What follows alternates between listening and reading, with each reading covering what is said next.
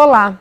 Mato Grosso é cenário de uma grande tragédia ambiental que já culminou na devastação de 19% do Pantanal, a maior planície alagada do planeta, considerada patrimônio da humanidade. O fogo castiga a fauna e flora locais. E investigação da Polícia Federal aponta que o incêndio, que já dura 2 meses, teria iniciado por ação do homem, dentro de uma propriedade rural no coração do Pantanal, bem na divisa entre Mato Grosso e Mato Grosso do Sul. A prática de atear fogo para a limpeza de pastagem teria sido a razão do início da devastação do bioma. São aproximadamente 260 espécies de peixes e 120 de mamíferos afetadas pelo fogo.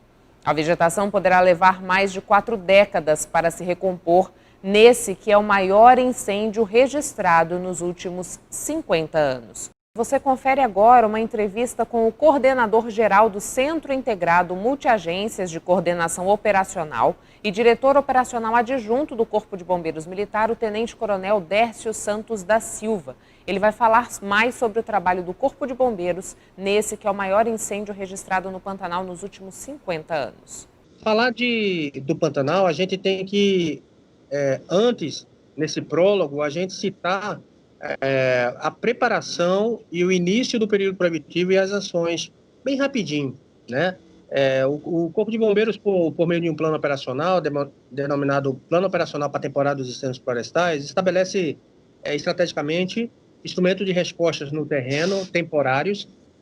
Eu digo temporários porque nós temos as nossas unidades operacionais permanentes, que são 23 unidades operacionais, sendo 5 batalhões, 14 companhias independentes e 4 núcleos de bombeiro militar.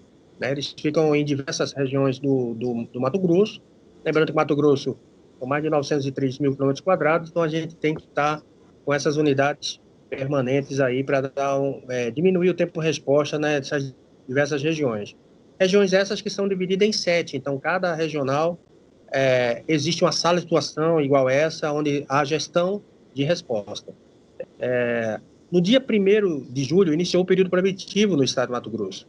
Com isso, várias equipes temporárias, né, instrumento de resposta temporário, foram designadas para se constituir, se estabelecer em alguns municípios esses prioritários, estudados anteriormente, para, mediante foco de calor e na base de dados que nós temos aqui.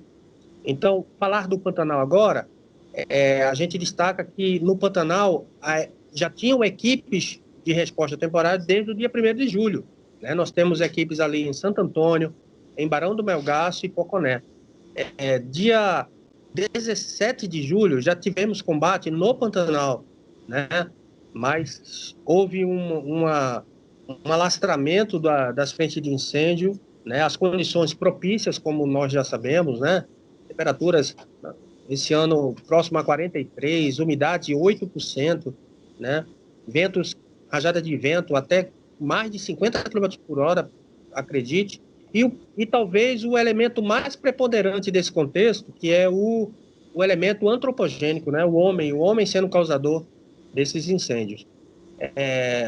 Devido à gravidade e devido ao Ministério da Defesa estar com um plano, uma operação já em desenvolvimento no estado vizinho aqui, Mato Grosso do Sul, eles nos convocou o comandante-geral, eu fui lá assessorando, para a gente verificar a possibilidade de ampliação da Operação Pantanal 1, que estava sendo desenvolvida em Mato Grosso do Sul. E assim foi feito. Chegando em Cuiabá, convidamos algumas agências, lógico, as mais vocacionadas, para a gente startar essa ampliação dessa operação aqui no território mato-grossense. E assim foi feito. A Operação Pantanal foi deflagrada dia 7 de agosto.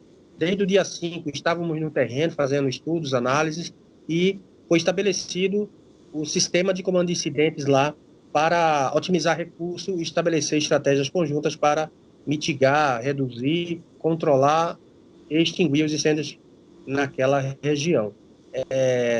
Hoje, temos em ordem aí de mais de 200 agentes, né? Recentemente tinha 176 agentes quando eu falo agentes, é porque compõem o sistema, né, do CIMAM. Mas se a gente for computar os servidores das funcionários das fazendas, das pousadas, voluntários, isso aí excede 300 pessoas, né? Estamos recebendo um reforço muito importante agora da Força Nacional. O Exército também está reforçando sua tropa no terreno. Nós temos o reforço de bombeiros militares do Paraná, que está em apoio a Mato Grosso do Sul. Então, estamos tendo um incremento muito forte. Os desafios lá são enormes, né? Quem conhece o Pantanal, quem está trabalhando lá, sente realmente na pele as dificuldades que temos em combater, em controlar os incêndios, devido às características topográficas, climáticas, a vegetação, né? Acúmulo de biomassa, os tipos de incêndio que lá ocorrem.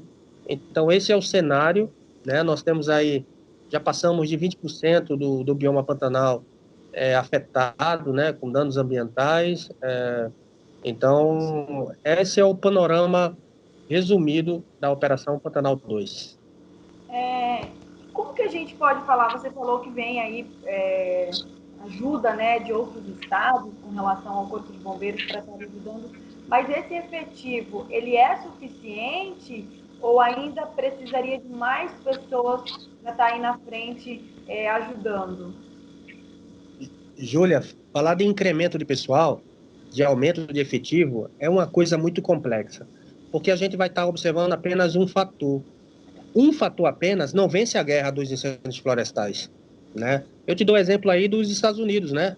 Ali no estado da Califórnia, o território lá é metade do estado de Mato Grosso. É um estado grande lá, né? Mas é metade do estado de Mato Grosso. Lá, agentes gerais, né, de forças do Estado, de outras forças, de voluntários, giram em torno de 15 mil agentes. E eles estão tendo sérias dificuldades com fogo. Pessoas morrendo, destruindo casas, vilarejos sendo desocupados. Então, assim, falar de pessoal, que pessoal resolve, eu acho um pouco prejudicado. Eu posso te falar que facilita a disposição tática no terreno, reforça as equipes a fins do revezamento, ajuda no combate se tiver diversas frentes de incêndio. Então, assim, é uma disposição tática, mas não acredito ser a solução, porque, por exemplo, eu posso ter muita gente no terreno, mas não ter logística para que acompanhe viaturas. Eu posso ter muita gente no terreno, mas não ter acesso para ter combate direto. E é o caso muito do Pantanal. A maioria das áreas, o combate é indireto, né? Fogo contra fogo, com maquinário, né? Então, assim, respondendo, sendo sincero na tua pergunta, auxilia. Então, assim, o reforço operacional auxilia, né, na disposição tática operacional da ocorrência, do desastre. Mas creio que não seja apenas um fator que vai obter o êxito. Por exemplo, eu posso te falar outros fatores. Legislação, né? O próprio Senado Federal, Câmara Federal, eles estiveram lá nas ocorrências, né, no Pantanal. Inclusive, a Assembleia Legislativa tem uma comissão do meio ambiente, que eu faço parte, e também já teve lá fazendo estudos e levantamento. Legislação é uma coisa importante. Recursos, né? Aportes financeiros, emendas, é outra coisa importante.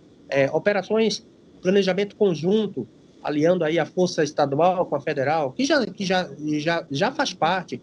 Um exemplo é o Exército, a Marinha fazem parte do CIMAM, né?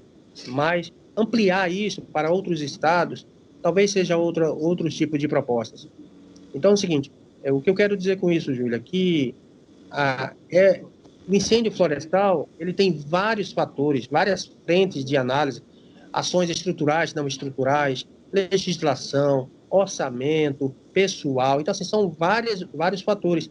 E quando todos estão andando ombreados, é que o êxito a gente enxerga com maior clareza. Então, é isso que eu tenho a declarar sobre isso.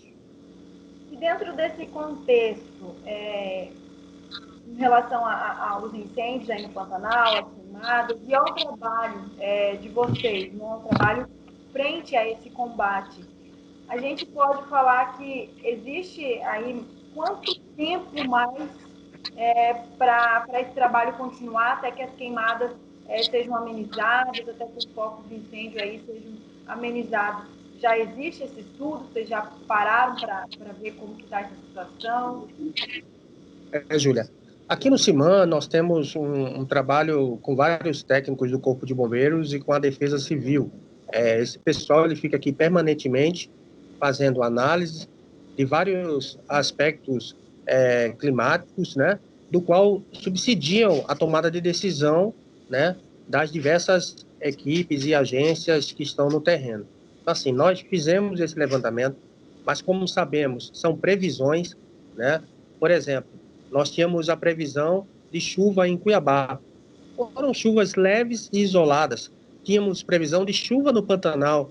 O Pantanal Norte choveu, leve. O Pantanal Sul, onde está o Jofre, onde está o Parque Nacional do Pantanal, não choveu uma gota sequer. Então, nós trabalhamos com previsão. Tá? Então, a previsão ela pode estar variando para mais ou para menos. Nesse caso, geralmente é para menos. Né? Geralmente, as previsões são para menos. A previsão de chuva, né, da precipitação para a nossa região, existe o médio norte e o norte com chuva moderada, inclusive com alertas de chuva forte, com o médio norte e o norte. Isso já em outubro. Só vai regularizar o regime de chuvas com chuvas fortes, de moderada a forte, em novembro, pelos nossos mapas. Na verdade, pelas plataformas, né, pelo geomonitoramento. Então, o que eu quero dizer com isso? Que as equipes elas não vão retrair, as equipes, muito pelo contrário, estão sendo reforçadas para estarem no terreno, para diminuir o tempo-resposta, aproveitar que a umidade aumentou um pouco, né? Apesar que está variando muito, a gente vê aqui algumas regiões do Pantanal, por exemplo, com a umidade 60%, que é a ideal, né, pela Organização Mundial de Saúde, mas com 18%. Isso num período de 24 horas, variando entre 60% e 18%. Menos de 30% já é considerado condições favoráveis aos incêndios. E a gente vê a temperatura variando de 23, 25 até 36, que também são aspectos aí norteadores, né, que a ciência aponta como condições propícias para o acometimento dos incêndios florestais. Então, existe uma diminuição, isso é verdade, porque do dia 19 para o dia 20, por exemplo, nós tivemos redução de mais de 50% dos focos de calor no estado. Então, assim, a tendência é diminuir, né? Esse vento sul que entrou trouxe umidade, trouxe chuvas isoladas, né? A massa de ar quente e seco que estava instalado no centro do Brasil, aliás, no centro da América do Sul, começa a perder um pouco de força, deslocar para o litoral, o que é natural, né? A gente vai a um breve intervalo comercial e volta na sequência conversando com uma integrante do Instituto Centro Vida, que também monitora a situação do Pantanal e das queimadas aqui em Mato Grosso.